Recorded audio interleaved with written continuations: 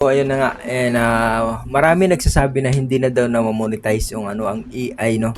AI short film, AI storytelling. Okay, so marami nagsasabi na nito, no? Okay, para sa akin, pwedeng hindi ma-monetize, totoo. Pero pwedeng ma-monetize, totoo rin. Okay?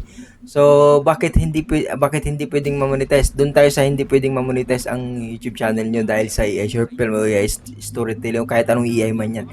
Okay? So, kung bago ka pa lang sa video na to mga idol ay make sure na mag-subscribe ka para tuloy-tuloy sa ating mga ganitong content at gumagawa tayo ng mga short film at pinapaliwanag din natin kung paano natin ginagawa yun. Okay? So start na tayo. Dito tayo sa pwedeng hindi ma-monetize. Okay, pwedeng hindi ma-monetize ang YouTube channel mo kasi wala kang import, wala kang ginawa. Pag regenerate mo sa mga AI platform na site tapos hindi mo lang inedit, hindi mo lang pinasa sa CapCut, hindi mo lang nilagyan ng music, hindi mo lang nilagyan ng kwento, o basta kasi hindi talaga mamonetize yung ganong AI short film o AI storytelling kapag walang edit, no? So, kung gumawa ka nga ng movie mo, hindi ka naman naglagay ng music, tapos wala ka namang nilagay na text or story or caption doon sa mo is hindi siya ma-monetize mga idol. Bakit? Walang import, hindi mo pinaghirapan. Okay? So, yan ang ayaw ni YouTube ngayon. Okay? So, dapat hindi lang basta upload, lalo na kung hindi sa'yo yung video, kinuha mo lang sa ibang YouTube channel, hindi, madiditi ka na yan. Noon, pwede pa yan, pero ngayon, madiditi ka na ni YouTube na kinuha mo lang ang video sa ibang creator. Okay? So, walanganin yung channel mo dyan. Okay? Okay? Kaya sinasabi ko sa inyo mga idol dahil masyadong maigpit na ngayon ang YouTube, no? Algorithm pagdating sa mga ganitong content. Okay? So, kahit ako mismo, nag-iingat ako sa YouTube channel ko about dito, no? Okay? So, mahilig din ako gumawa ng short film. Okay? So, yun, yung isang video tips ko sa inyo mga idol, kung gusto niyo gumawa ng mga AI, make sure na i-edit nyo. Edit nyo lahat ng ng video nyo. So, gawa kayo ng clip kung storytelling yung clip by clip. So, ngayon yung picture bawal na ngayon sa YouTube, no? Clip by clip, lagay nyo lahat. Okay? So, edit nyo sa CapCut. Kahit sa platform na nyo edit nyo mga idol. Make sure na i-edit nyo. Lagyan nyo ng kwento. Lagyan nyo ng sound music. Make sure na i-edit nyo kasi yan yung gusto ni YouTube. Mas gusto niyang i-advertise yan, yung mga storytelling nyo kapag ginawa nyo ng mga music background. Okay? So, wag yung puro picture lang. Baka sabihin niyo naman, gumawa naman ng storytelling nga, puro picture lang nga, hindi gumagalaw, pero nagpapalit-palit. Hindi na pwede ngayon yun. Noon, oo, pwede pa yan. Pero ngayon, hindi na pwede. Okay? So, ngayon, 2026, ingat na kayo pagdating sa Kung gagawa kayo ng mga short film, make sure na parang pelikula talaga. And lagay nyo ng mga sound music. Okay? So, doon naman tayo sa pwedeng mamonetize ng YouTube channel yung mga idol. Dito naman tayo. Okay? So, pwedeng mamonetize ng YouTube channel once na in-edit nyo nga, binigyan nyo ng import yung anyong short film video, gumawa talaga ng isang pelikula na matindi na may kwento talaga. Talagang, ang maganda kasi dito mga idol, babalik-balikan ka ng mga ng mga ng mga viewers mo kasi gumagawa ka ng short film, okay? So, gumagawa ka ng mga kwento na talagang gusto nila. Okay? Paano kung tinamad ka tapos upload ka lang ng upload, walang editing na nangyayari. So, ibig sabihin, walang gana panoorin. Okay? So, diretsuhin ko na kayo. Okay? So, wala siyang gana panoorin kapag hindi mo siya binigyan ng time, effort sa yung editing. Okay? So, make sure na gusto mong monetize ang YouTube channel mo, hindi ka magka-problema. Okay? Sa mga short film. Sinishare ko lang ito mga idol. Hindi tayo nakapokus sa ganitong content mga idol. Share ko lang ito. Isang video lang ito na gagawin ko. Share ko lang sa mga gustong mamonetize ang YouTube channel nila gamit ang AI platform, no? So, ang gusto kasi ni YouTube, gawa nyo ng editing, gawa nyo ng music background, gawa nyo ng kwento, parang pelikula talaga yung dating. Kung hindi nyo kayang gumawa ng mga malulupit na parang pelikula talaga, okay lang yan.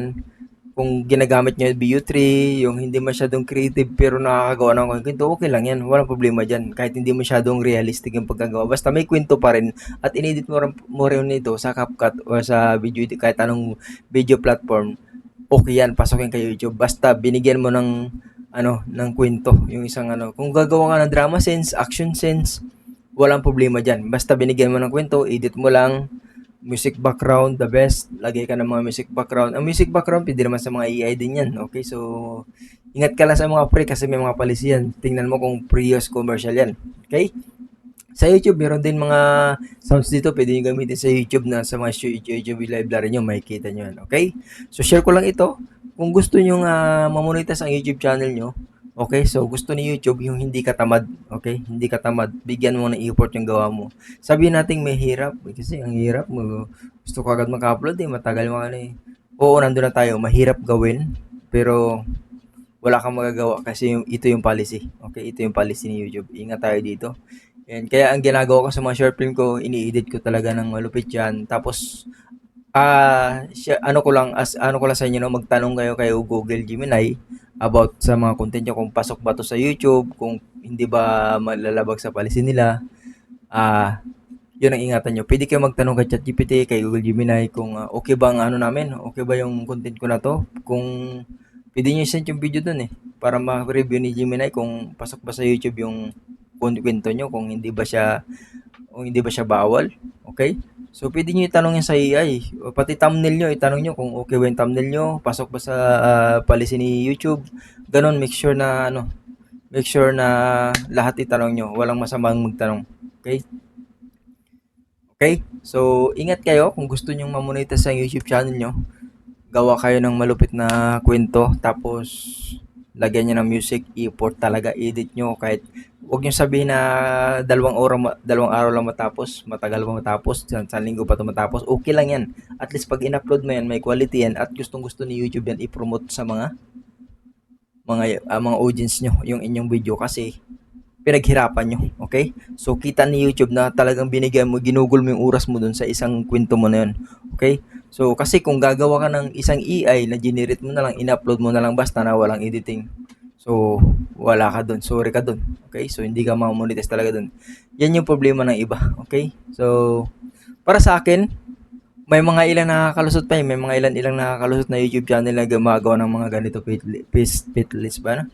Faithless at saka atomization. Gusto ko silang gayahin pero bakit ayaw ko nang gayahin? Alam mo bakit, mga idol? Pagdating kasi ng panahon, baka dumating yung about policy ni YouTube na naman about dyan sa mga ganyang baka ibawal na yung mga ganyang automation. Okay, so baka ibawal na yan. So, oo, ngayon, approve ka pa kung meron kang ganyan. Baka pagdating ng sunod na taon o sunod na buwan, baka bumawal si YouTube. So, alanganin ka dyan. Okay, so kung ako sa inyo, kung gusto nyo nang gumawa ng mga short film, movies, o gawa nyo na ng malupit, pakita nyo na yung galing nyo, ipakita nyo na yung talent nyo kung paano kayo mag-director ng inyong mga pelikula. Okay, so this is Leo Pilot, mga idol. So gusto ko mag-share sa inyo. Gumagawa pa tayo ng mga short film videos dito sa ating YouTube channel, Leo Pilot.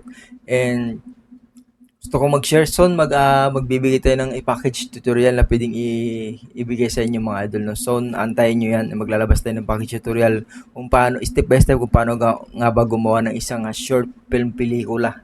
No? Na isang kwento. So, gamit ang ChatGPT. So, kung anong platform pinaka-best, yan yung sunod na ibablog natin. So, abangan yan. And thank you for watching. This is Leo Pilot na magbibigay sa inyo ng knowledge about AI editing and AI short film. Thank you for watching.